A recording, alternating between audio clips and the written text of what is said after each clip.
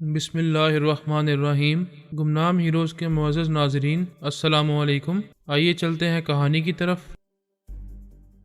میں نے سر اٹھا کر کہا، آپ یہ مانتے ہیں کہ دھرم جو ہے دل سے ہوتا ہے، دماغ سے ہوتا ہے؟ اگر ہم دل سے کسی دھرم کو نہ مانیں تو وہ بس دکھاوے کا دین دھرم ہوتا ہے۔ بھگوان بھی ایسے بندوں سے خوش نہیں رہتا۔ ہاں، ہم یہ تو مانتے ہیں کہ دھرم دل سے ہوتا ہے۔ میں نے کہا، اب آپ ذرا غور فرمائیں کہ جن مسلمانوں کی آنکھیں آپ نے ہندوؤں کو لگائی ہیں، اب وہ دنیا کو مسلمانوں کی آنکھوں سے دیکھ رہے ہوں گے۔ جن ہندوؤں کے سینوں میں آپ نے مسلمانوں کے دل پہنچائے ہیں، ان کے دل تو اللہ تعالیٰ کے نام سے دھڑک رہے ہوں گے۔ ان دونوں نے ایک دوسرے کو سوچتی ہوئی نظروں سے دیکھا۔ پھر نریندر بھاسکر نے کہا، یہ سراسر بکواس ہے، ایسا نہیں ہوتا۔ دل جس کے سینے میں پہنچتا ہے اسی کے دھرم کے مطابق ڈل جاتا ہے اور اسی کے دھرم کے مطابق بھگوان کو یاد کرتا ہے۔ میں نے فلموں میں دیکھا ہے، کہانی میں پڑھا ہے کہ ایک محبوبہ کا دل کسی دوسری لڑکی کے سینے میں جا کر دھڑکنے لگا تو وہ لڑکی اسی کی عاشق سے محبت کرنے لگی۔ یعنی محبوبہ مرنے کے بعد بھی اپنے دل کے ذریعے ایک لڑکی کے اندر زندہ رہی اور اپنے عاشق سے محبت کرتی رہی۔ بھاسکر نے ذرا ناگواری سے کہا، یہ فلمیں اور کہانیاں سب بکواس ہوتی ہیں، ان کا زندگی کی سچائیوں سے کوئی تعلق نہیں ہوتا۔ میں نے کہا، دیکھیں، میں پہلے اپنی تسلی کرنا چاہتا ہوں۔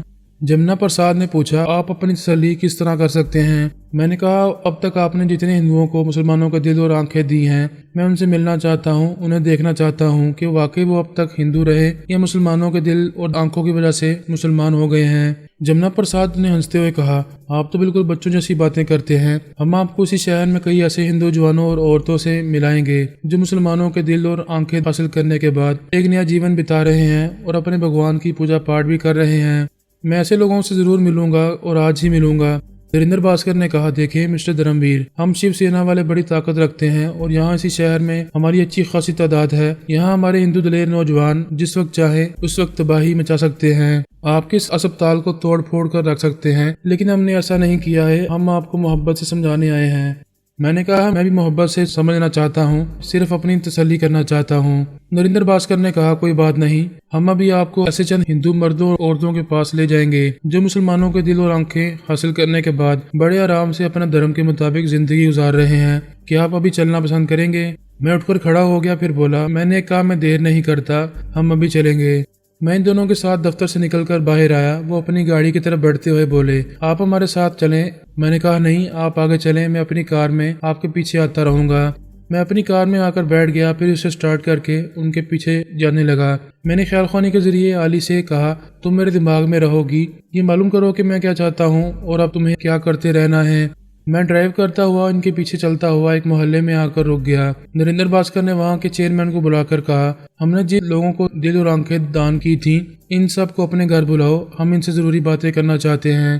اس چیئرمین نے اپنے مکان کے اندر بلایا، ہمیں عزت سے بٹھایا، پھر اپنے آدمیوں کو حکم دیا کہ ان تمام عورتوں اور مردوں کو یہاں بلایا جائے جنہیں نیا جیون ملا ہے۔ علی سمجھ گئی کہ میں کیا کرنا چاہتا ہوں۔ اس نے اس کے مطابق ہمارے چند ٹیلی پیتھی جاننے والوں کو بلایا، انہیں سمجھایا کہ یہاں چند لوگوں کی آوازیں سننے کے بعد کیا کرنا ہوگا۔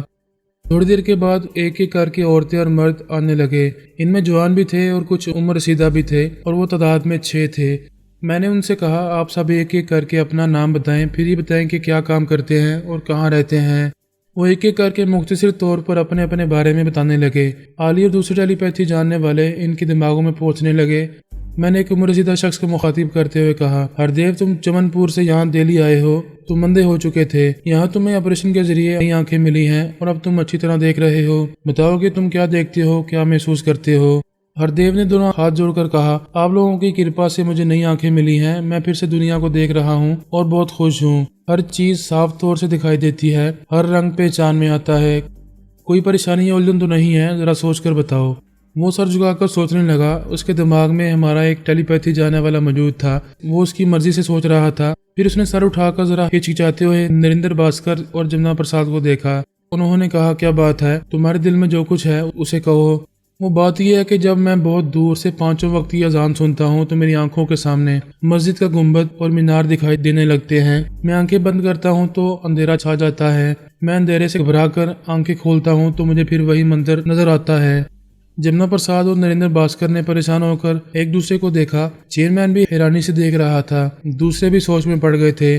میں نے ہردیو سے پوچھا تمہیں اور کیا دکھائی دیتا ہے؟ وہ بولا پھر مجھے نظر آتا ہے جیسے ایک بوڑھی ماں نماز پڑھ رہی ہے اور اپنے بیٹے کے لیے دعائیں مانگ رہی ہے۔ اس کے بیٹے کو کسی نے اغوا کیا تھا، اس کے بعد پتہ نہیں چلا کہ وہ کہاں گیا ہے، اگر مر گیا ہے تو اس کی لاش بھی نہیں ملی ہے۔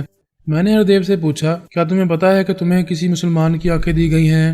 نریندر بھاسکر نے فوراً ہی سخت لہجے میں کہا مسٹر دھرمویر آپ ان سے ایسی باتیں نہ کریں، ان میں سے کسی کو نہیں بتایا گیا ہے اور نہ ہی کسی دوسرے ضرورت مند کو بتایا جاتا ہے کہ اسے کس کا دل اور کس کی آنکھیں دی جا رہی ہیں۔ میں نے کہا سوری، مجھے یہ بات معلوم نہیں تھی، میں آئندہ کسی سے کچھ نہیں کہوں گا، لیکن آپ دیکھ رہے ہیں کہ میرے کچھ کہنے سے پہلے ہی جو بیان ہو رہا ہے اس سے یہ سمجھ میں آنا چاہیے کہ میں نے جو کہا تھا وہی سامنے آ رہا ہے۔ اب ہم دوسرے سے سوال کرتے ہیں۔ جمنا پرساد نے کہا آپ سوال نہ کریں، میں پوچھتا ہوں۔ اس نے ایک عورت سے پوچھا تمہارے سینے میں ایک نیا دل دھڑک رہا ہے، بولو اب کیا محسوس کرتی ہو؟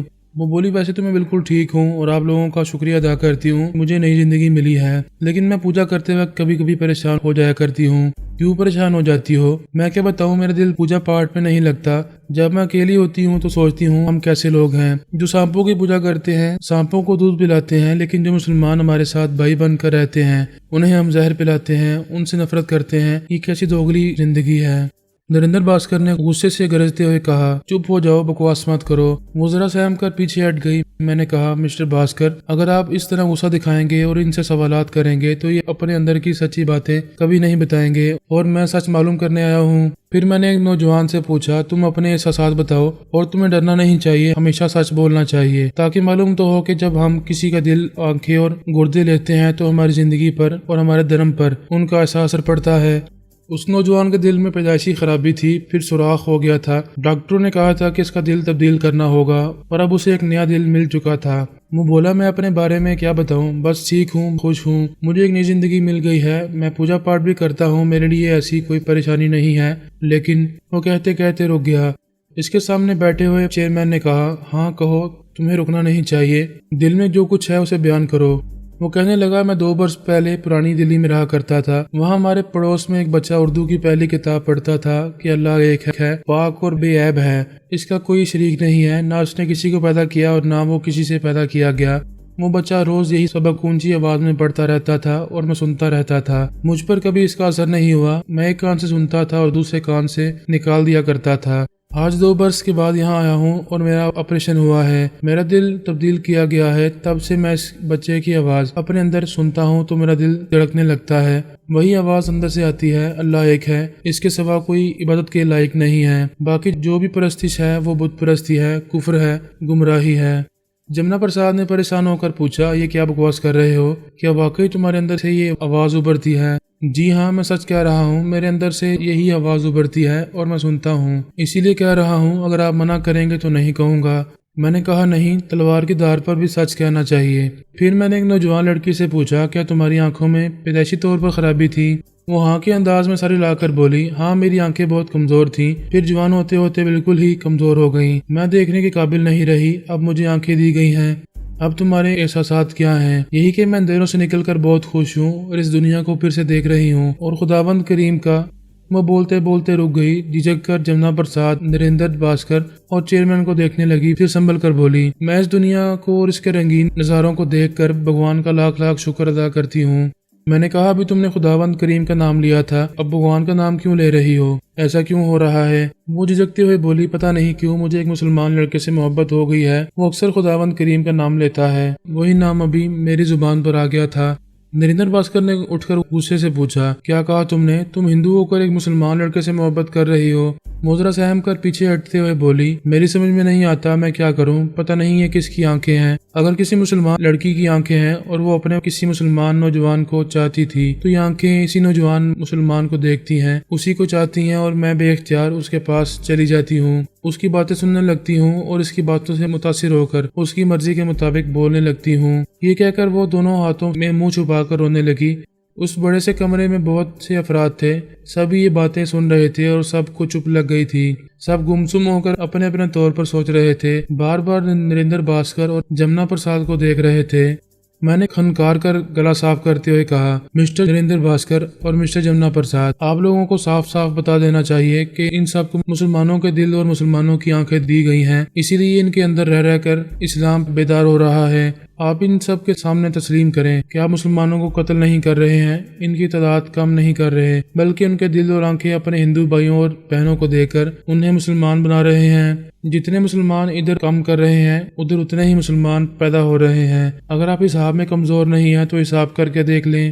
پھر میں اپنی جگہ سے اٹھ کر بولا، میں جا رہا ہوں، آپ لوگوں نے خواہ مخواہ میرا وقت برباد کیا۔ یہ کہہ کر میں اس کمرے سے اور پھر اس مکان سے باہر چلا گیا، لیکن خیال خوانی کے ذریعے وہاں موجود رہا۔ وہاں کے 2-4 ہندو نوجوان سوالات کر رہے تھے، غصہ دکھا رہے تھے۔ مسٹر بھاسکر، یہ کیا ہو رہا ہے کہ آپ ہمارے ہندو بھائیوں اور بہنوں کو مسلمان بنا رہے ہیں؟ آپ سے کس نے کہا تھا کہ ان کے سینوں میں مسلمانوں کے دل رکھے جائیں اور مسلمانوں کی آنکھوں سے انہیں روشنی دی جائے؟ آپ دیکھ رہے ہیں کیا ہو رہا ہے۔ نریندر بھاسکر نے کہا، میں نہیں مانتا کہ ایسا ہو سکتا ہے، یہ یقین کرنے والی بات ہی نہیں ہے۔ اگر یقین کرنے والی بات نہیں ہے تو آپ کی اور ہماری آنکھوں کے سامنے یہ کیا ہو رہا ہے؟ اب بھی ان لوگوں سے پوچھیں یہ کیا کہتے ہیں۔ ان میں سے ایک عمر رسیدہ شخص نے کہا، میں ہندو ہوں اور ہندو ہی رہوں گا، لیکن میرے دل میں عجیب سی جو بات پیدا ہوتی ہے اور میں اللہ تعالیٰ کی طرف مائل ہونے لگتا ہوں تو یہ ایک الگ سی بات ہے۔ یہ بات میرے اندر ہے اور اندر ہی رہے گی، لیکن اب میں اس دل سے محروم نہیں ہونا چاہوں گا۔ بس جو میرے نصیب میں تھا وہ میرے ساتھ ہو رہا ہے۔ وہاں جن لوگوں کو مسلمانوں کی آنکھیں اور دل دیے گئے تھے وہ سب بھی باری باری یہی کہنے لگے کہ ہم ہندو ہیں، ہندو ہی رہیں گے، لیکن جو ہمارے اندر ہو رہا ہے ہم اسے روک نہیں سکتے، اس لیے ہمیں ہمارے حال پر چھوڑ دیا جائے۔ اس نوجوان لڑکی کے بھائی نے کہا، تو بے شرم ہے، سب کے سامنے کہتی ہے کہ ایک مسلمان سے دل لگا چکی ہے، میں تجھے زندہ نہیں چھوڑوں گا، تجھے مار ڈالوں گا۔ یہ کہہ کر وہ آگے بڑھا تو لڑکی نے گھبرا کر کہا، یا اللہ مدد۔ یہ سنتے ہی اس کے بھائی کے دماغ کو ہلکا سا جھٹکا لگا، وہ چکرا کر پیچھے چلا گیا، دونوں ہاتھوں سے سر تھام کر کبھی چیئرمین کو، کبھی نریندر بھاسکر کو اور کبھی جمنا پرساد کو دیکھنے لگا۔ پھر اس نے دوسری بار ہمت کی اور بہن سے کہا، میں بھی تجھے یہاں سے پکڑ کر لے جاتا ہوں، گھر جا کر تیری پٹائی کروں گا۔ یہ کہہ کر اس نے بہن کی کلائی پکڑنے کے لیے ہاتھ بڑھایا تو ہاتھ بڑھتے بڑھتے ایک جگہ رک گیا۔ وہ اس ہاتھ کو اور آگے بڑھانے لگا تو 1000 کوشش کے باوجود وہ آگے نہ بڑھ سکا۔ اس کے دماغ پر ایک ٹیلی پیتھی جاننے والے نے قبضہ جما لیا تھا اور وہی اسے ایسا کرنے سے روک رہا تھا۔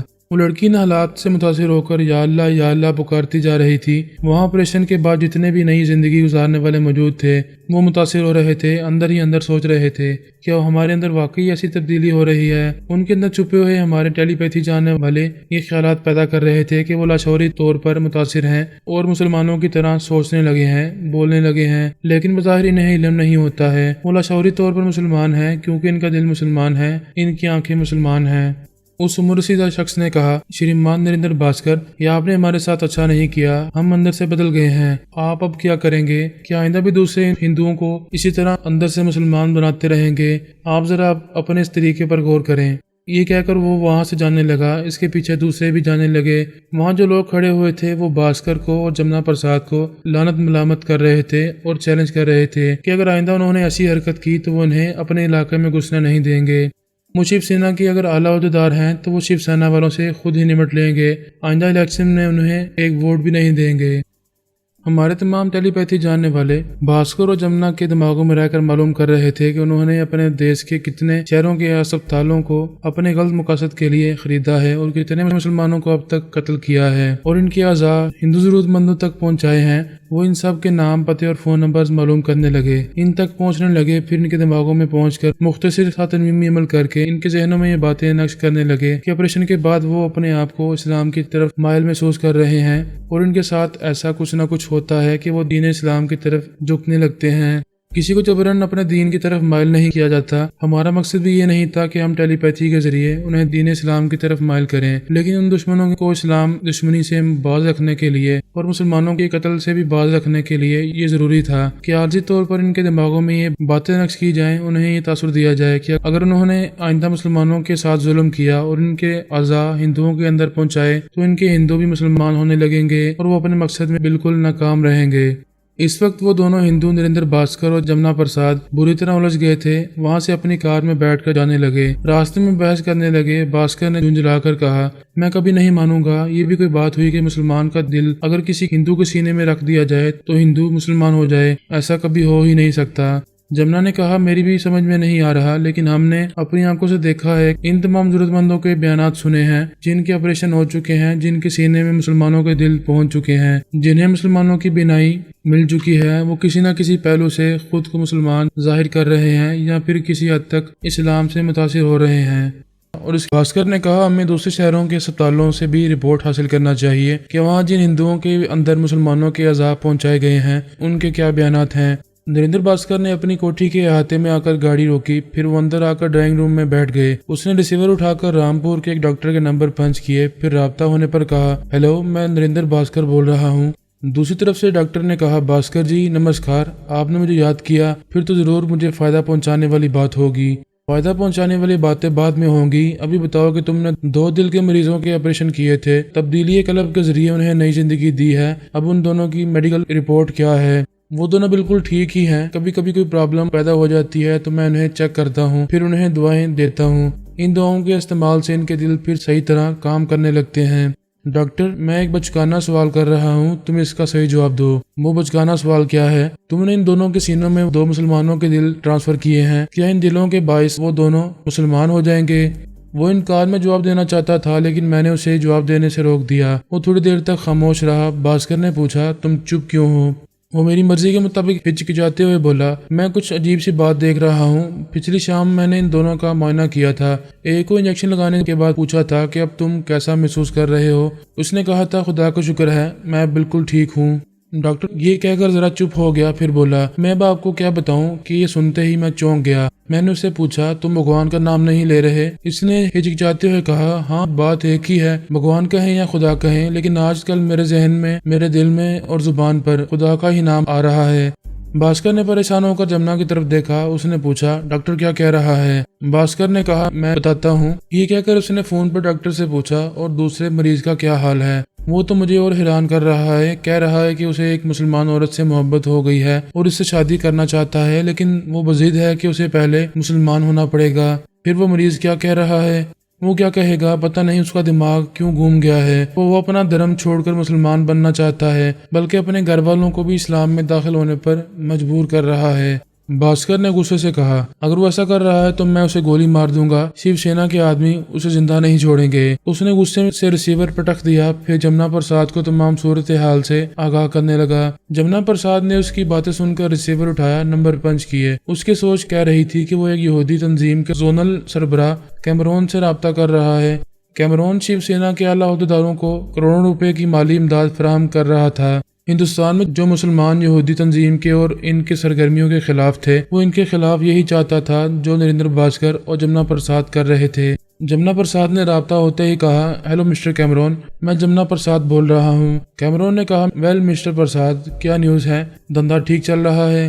نہیں، کچھ گڑبڑ ہو رہی ہے۔ کیسی گڑبڑ؟ میں نے اپنے جن ہندو مردوں اور عورتوں کے سینوں میں مسلمانوں کے دل پہنچائے ہیں اور جن ہندوؤں کو مسلمانوں کی آنکھوں کی روشنی دی ہے، وہ سب اسلام کی طرف مائل ہو رہے ہیں۔ وہ ناگواری سے منہ بنا کر بولا، یہ کیا بکواس ہے، تم بالکل بچوں جیسی باتیں کر رہے ہو۔